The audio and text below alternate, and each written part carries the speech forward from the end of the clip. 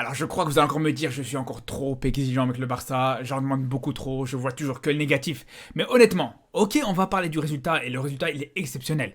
Parce que hier par exemple quand j'ai vu la défaite du Real, je me suis vraiment dit que c'était une bonne opportunité pour le Barça de repasser devant et de peut-être même prendre une option sur cette Liga. Et voilà, c'est vrai qu'on sait très bien que dans l'histoire du Barça, ça arrive un peu trop souvent que les Catalans arrivent pas forcément à profiter du faux pas des Madrilènes. Et là, pour le coup, justement, ils ont su le faire. Et c'est une très bonne chose. C'est une victoire importante. C'est en plus une victoire au Metropolitano. Et on sait que ces 3 dernières années, le Barça a du mal là-bas. Donc voilà, pour la victoire, franchement, rien à dire. Le résultat, franchement, parfait. Mais justement, quand on est fan du Barça, je suis désolé, mais on sait tous une chose, c'est qu'on ne sera jamais satisfait à 100% d'un match s'il y a juste le résultat et s'il n'y a pas le contenu qui va avec. Et là, pour le coup, en termes de contenu, quand on parle du match, franchement, il y a trop de choses à redire. Vraiment, c'est un problème qu'on voit et qui est récurrent depuis quelques matchs, depuis la reprise justement, c'est qu'une fois que le Barça ouvre le score, ça devient très compliqué.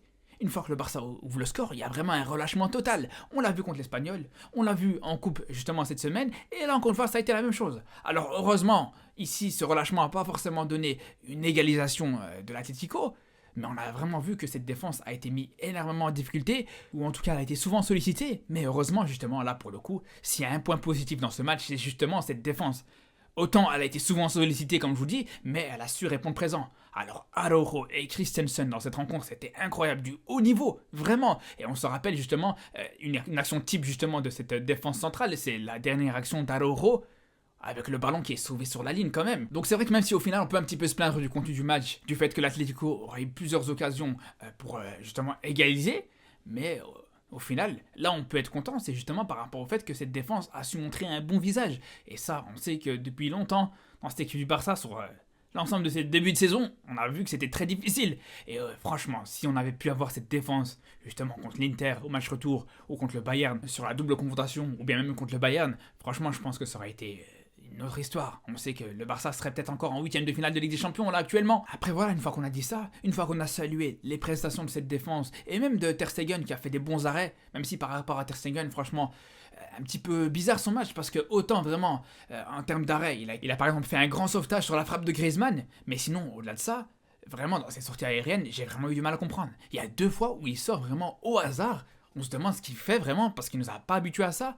Et je pense que sur l'ensemble de cette saison, il y a eu plusieurs fois où des fois il est un petit peu hors de son match, on dirait. Donc ça sera vraiment quelque chose qu'il faudra surveiller pour la suite. Parce que si même Ter Stegen se permet à faire ce genre d'erreur, à sortir de ses matchs et tout ça, ça va être vraiment compliqué.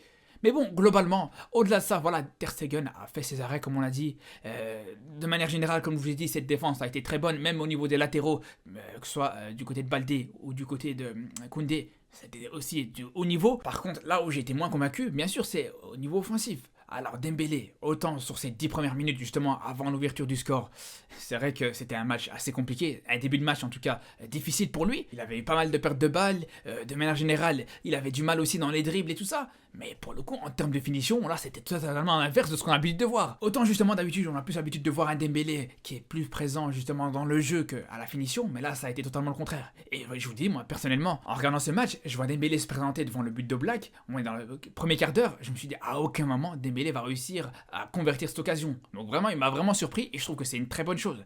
Contrairement par exemple à un Pedri, où là encore une fois on sait qu'il manque encore cette finition. Pareil pour Ansu Fati. Autant pour Pedri, c'est vrai qu'on peut pas du tout lui en vouloir par rapport à ses occasions ratées. C'est vrai que même si malheureusement il y a des situations où il peut accentuer le score, mais voilà, de manière générale, on sait très bien qu'il fait un très bon match. On voit juste le travail qu'il fait sur le but de Dembélé, c'était magnifique.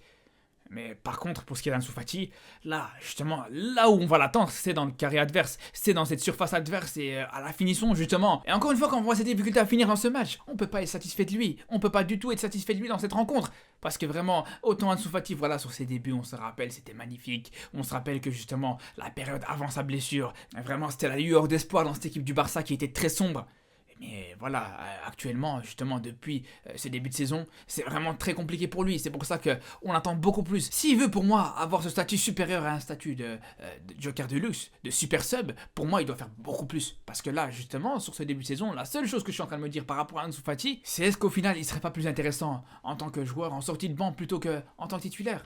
Donc c'est vraiment ça le problème. Et justement, en parlant de remplaçant, franchement, il y a une grosse déception pour moi dans ce match. C'est vraiment, encore une fois, la non-titularisation de Rafinha. Alors je comprends vraiment pas. Je comprends vraiment pas pourquoi Xavi est aussi dur avec Rafinha. Non seulement il ne met pas titulaire encore une fois, mais en plus de ça, on voit qu'il le fait rentrer très tard dans ce match.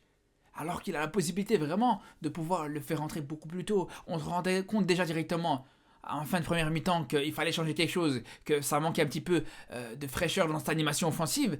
Pour moi, je m'attendais à ce que dès le début de cette deuxième mi-temps, Rafinha fasse son entrée, mais ça n'a pas été le cas.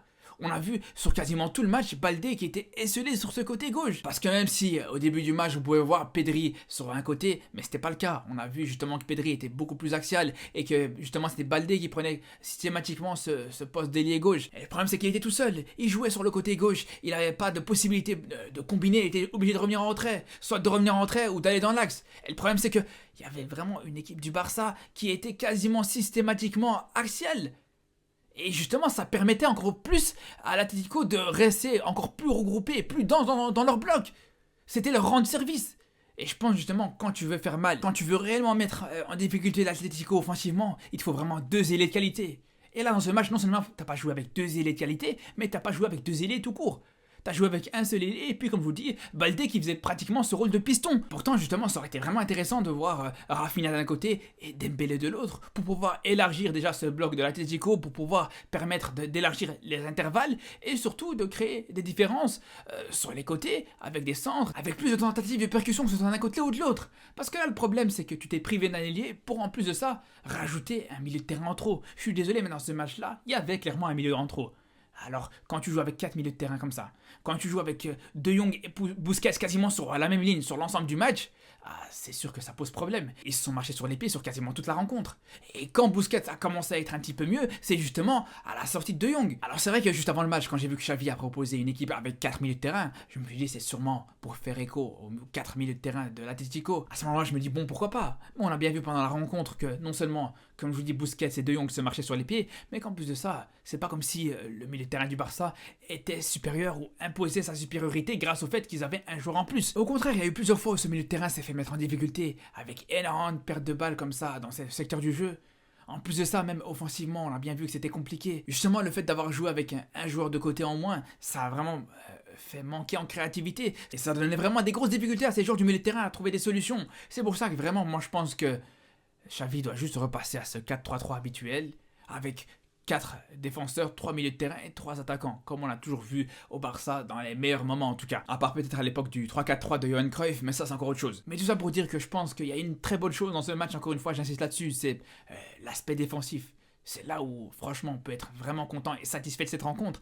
Et donc maintenant on espère que ce qu'on a vu depuis le début de la saison, qui était assez positif du côté du Barça, donc l'aspect offensif, on espère qu'on pourra retrouver un petit peu plus d'efficacité sur les prochains matchs. En tout cas, on suivra ça de très près. On se retrouve très très vite pour parler des grosses affiches du Barça ou même des grosses affiches européennes. Donc à très bientôt et surtout d'ici là, prenez soin de vous.